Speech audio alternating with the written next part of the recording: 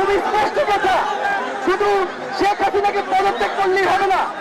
এই যে খুন, লুটপাট, দুর্নীতি এই দেশে হয়েছে, তার বিচার হতে হবে। এই সরকার কোনোভাবেই আর 1 মিনিটও ক্ষমতায় থাকার, প্রিয় বন্ধুগণ,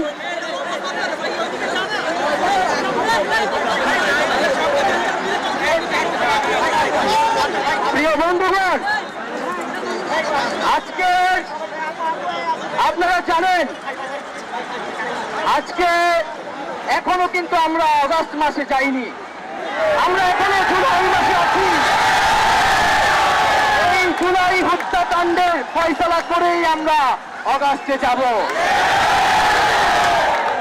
আপনার প্রিয় দেশবাসী এবং ছাত্র জনতা সকলেই জানেন যে কোটা সংস্কারের দাবিতে এবং মেধাভিত্তিক সমাজ গঠনের অভিপ্রায়ে আমরা বাংলাদেশের ছাত্র তরুণরা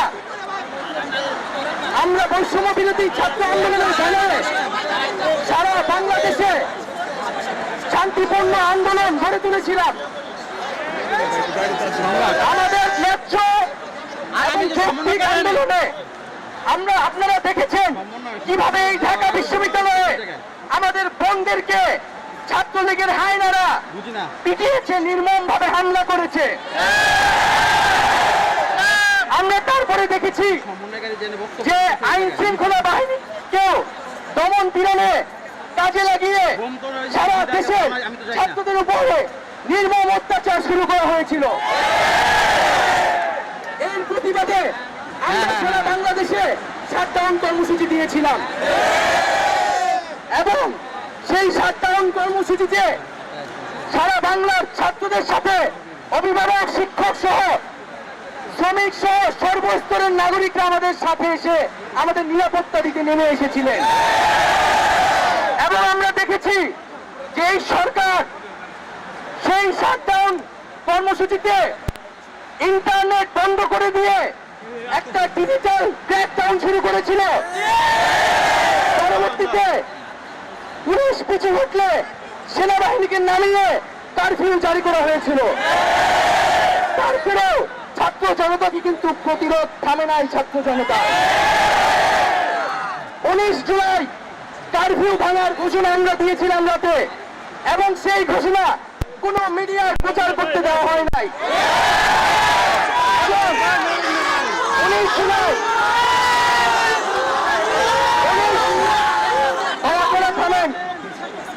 জুলাই আমাদের সমন্বয় 5 জনকে তুলে নিয়ে নির্মমভাবে অত্যাচার করে এবং আমাদেরকে জবরদস্তি করে আন্দোলন প্রত্যাহার এবং সরকারের সাথে সংলাপ করতে।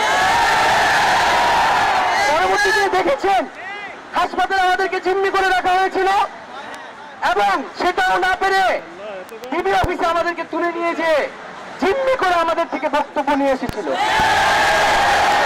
এবং আপনাদের প্রতি সাধুবাদ থাকবে যে সেই বক্তব্য বিশ্বাস না করে আপনারা রাজপথ দখলে রেখেছেন এবং ডিবি অফিস থেকে আমাদেরকে প্রধানমন্ত্রীর দপ্তরে নিয়ে যাওয়ার পরিকল্পনা তারা করছিল। আপনাদের আন্দোলন এবং আমাদের অনশনের কারণে তাদের সেই পরিকল্পনা নস্যাৎ হয়ে গিয়েছিল। আমরা এখন স্পষ্টভাবে বলতে চাই, এই যে এতগুলা খুন হয়েছে, যেই লাশের হিসাবটা পর্যন্ত আমরা এখনো পাইনি। এই সরকার মানুষ খুন করেছে, মানুষ গুম করেছে, এখন সে লাশও গুম করেছে। যারা খুন করেছে তারা কি খুনের বিচার করবে? তাদের কাছ থেকে আমরা আর খুনের বিচার প্রত্যাশা করি না। এবং আজকে সর্বস্তরের নাগরিকদের উপরে, ছাত্রদের উপরে এই যে ব্লক রেড দিয়ে গ্রেফতার করা হচ্ছে, গুম করা হচ্ছে, নির্যাতন করা হচ্ছে, আমাদের ছাত্র নেতা, সমন্বয়ক এবং সাধারণ শিক্ষার্থী তাদের মোবাইল চেক করে তাদেরকে বাসা থেকে গ্রেফতার করে নিয়ে যায়। একদিকে গ্রেফতার, নিপীড়ন, নির্যাতন, আর অপরদিকে আমাদেরকে সংলাপের জন্য আহ্বান জানানো।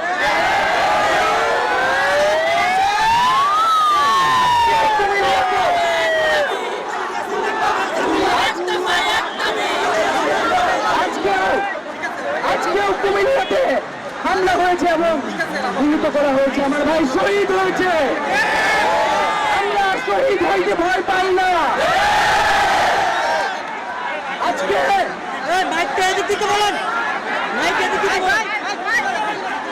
প্রিয় বন্ধুগণ,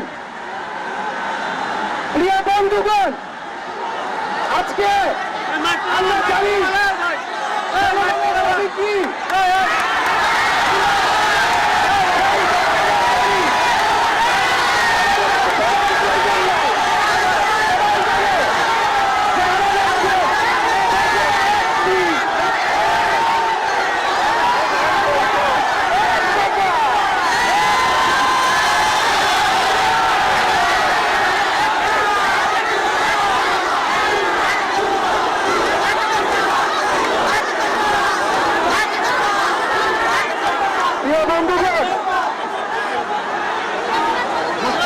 আজকে আমাদের জন্য এই বাংলাদেশের জনগণ নেমে এসেছিল। আমরা এই জনগণকে মুক্ত করতে এখন আমরা আবার রাস্তায় নেমে এসেছি। আমরা আজকে এক দফার দাবিতে আজকে এখানে হাজির হয়েছি এবং আমরা জীবনের নিরাপত্তা, বাংলাদেশের মানুষের জীবনের নিরাপত্তা, সমাজের ন্যায় বিচার প্রতিষ্ঠার জন্য আমরা এক দফার সিদ্ধান্তে উপনীত হয়েছি। এই সরকার কোনোভাবেই আর এক মিনিটও ক্ষমতায় থাকার শেখ হাসিনা বলেছেন গণভবনের দরজা খোলা আছে।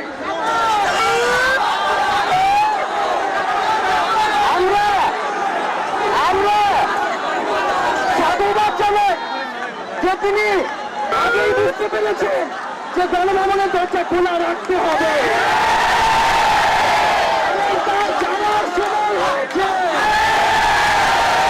আপনি দরজা খুলে অপেক্ষা করুন। আমরা আপনাকে উৎখাত করার জন্য আসবো। বন্ধুগণ,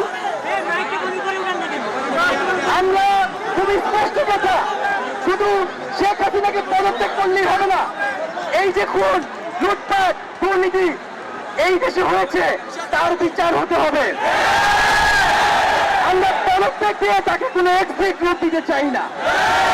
তাকে পদত্যাগ করতে হবে, বিচারের আওতায় আনতে হবে এবং শুধু শুধু শেখ হাসিনা নয়, পুরো মন্ত্রী পরিষদ, সরকার সবাইকে পদত্যাগ করতে হবে এবং এই যে রেজিম, এই যে ফ্যাসিবাদী শাসন ব্যবস্থা, এটাকে বিরোধ করতে হবে এবং আমরা এমন একটি বাংলাদেশ গঠন করতে চাই, এমন একটি রাজনৈতিক বন্দোবস্ত তৈরি করতে চাই যেখানে আর কখনোই কোন ধরনের স্বৈরতন্ত্র, কোন ধরনের ফ্যাসিজম ফিরে আসবে। সেই এক দফার উদ্দেশ্যে আমাদের এক দফাটি হলো শেখ হাসিনা সহ এই সরকারের পতন এবং ফ্যাসিবাদের ছিল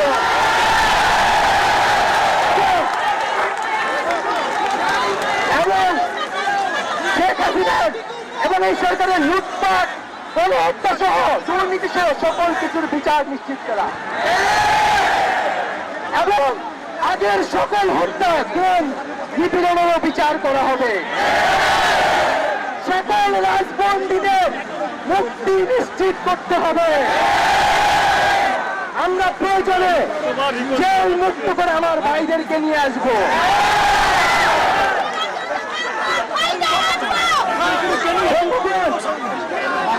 আমরা জেলের দরজা ভেঙে আমার বন্ধুদের, ভাইদেরকে মুক্ত করে নিয়ে আসবো এবং জনগণকে আমরা আহ্বান করছি, আপনারা যে স্বতঃস্ফূর্ত ছাত্র নাগরিক অভ্যুত্থান শুরু হয়ে গেছে তার সাথে এসে যোগ দিন। তারা মহল্লায় সংগঠিত হন এবং আমরা খুব দ্রুতই বৈষম্যবিরোধী ছাত্র আন্দোলন থেকে ছাত্র নাগরিক অভ্যুত্থানের জন্য সর্বস্তরের নাগরিক ছাত্র সংগঠন এবং সকল পেশাজীবী মানুষের সাথে মিলে সম্মিলিত মোর্চা ঘোষণা করব। সকলের সাথে আলোচনার মাধ্যমে ভবিষ্যৎ বাংলাদেশের জাতীয় রূপরেখা আমরা খুব শীঘ্রই আপনাদের সামনে হাজির। তার আগ পর্যন্ত আমরা জনগণকে সর্বাত্মক অসহযোগ আন্দোলনে নামার আহ্বান জানাচ্ছি। সর্বাত্মক অসহযোগ আন্দোলন চলবে। এই সরকারকে আমরা কোনোভাবে সমর্থন দিব না, কোনোভাবে কোঅপারেট করব না। যদি কোনোভাবে ইন্টারনেট বন্ধ করা হয়, যদি কোনোভাবে কারফিউ দেওয়া হয়, জরুরি অবস্থা দেওয়া হয়, আমরা তো আজকে থেকেই বলে দিলাম আমরা তো প্রত্যাখ্যান করি। আমরা প্রয়োজনে গণভবন ঘেরাও করে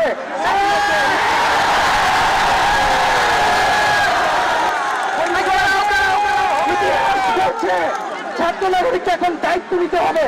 আমাদের দাবি জানানোর কেউ নাই, আমাদেরকে আমাদের দাবি বাস্তবায়ন করতে হবে। এবং সবার প্রতি আহ্বান থাকবে, আপনারা শান্তিপূর্ণভাবে অসহযোগ এবং রাজপথের কর্মসূচি পালন করবেন, জনগণকে আসতে উদ্বুদ্ধ করবেন।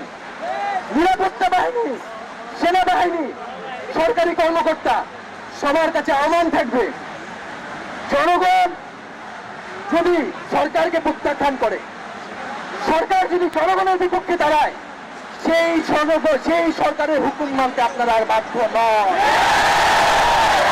কোন সরকারকে সমর্থন না দিয়ে ছাত্র নাগরিকের পাশে দাঁড়ান। আমরা আপনাদেরকে আমাদের মিছিলে আসার আহ্বান জানাচ্ছি। আমরা হুকুমে আসামি, তার বিচার চাই। আপনারা বিচার চান কেন তারা খুন করতে আপনাদেরকে বাধ্য করা হচ্ছে।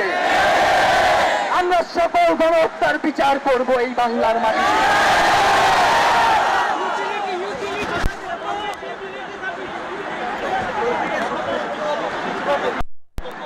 বন্ধুগণ, আমি সংক্ষেপে আমার বক্তব্য শেষ করছি এবং আমরা এক দফার যে সরকার এবং ফ্যাসিবাদী শাসন ব্যবস্থার বিরোধ ঘোষণা করছি। এর জন্য ছাত্র নাগরিকের অভ্যুত্থান আহ্বান করছি। আগামীকাল থেকে অসহযোগ কর্মসূচি পালিত হবে এবং আপনাদের সামনে অসহযোগ কর্মসূচির বিস্তারিত ব্যাখ্যা আমাদের আরেকজন সমন্বয়ক দিবেন। এবং আপনাদের প্রতি আহ্বান থাকবে, যদি আমাদেরকে গুম গ্রেফতার করা হয়, মেরে ফেলা হয়, আমাদের যেই ভাই আমাদের গুম করা হলো, যেই মায়ের বুক খালি করা হয়েছে, তাকে কি দেওয়া হবে? আমাদের জীবনের বিনিময়ে শেষ রক্তবন্ধু পর্যন্ত এই লড়াই সবাই চালিয়ে যেতে হবে। কোনো নেতৃত্ব নাই, সমন্বয়ক নাই, বাংলাদেশের জনগণই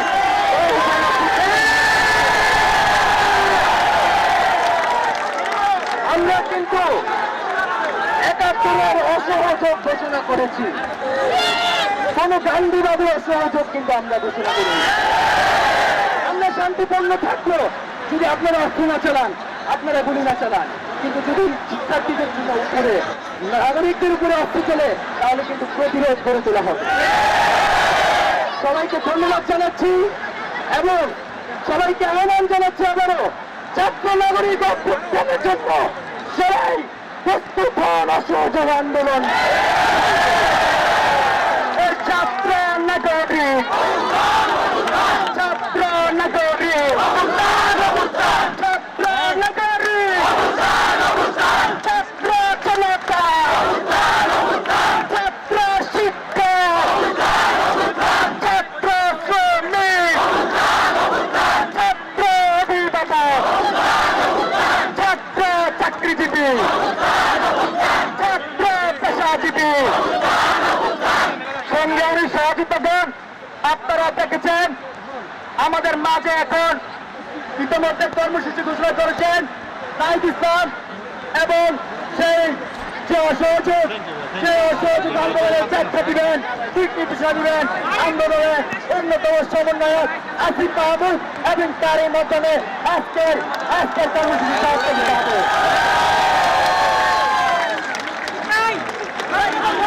বন্ধুগণ, এই খুবই সরকারকে শনিবার মসজিদ থেকে সারা বাংলাদেশের জনগণকে আমি তার আশা গ্রহণ করেন।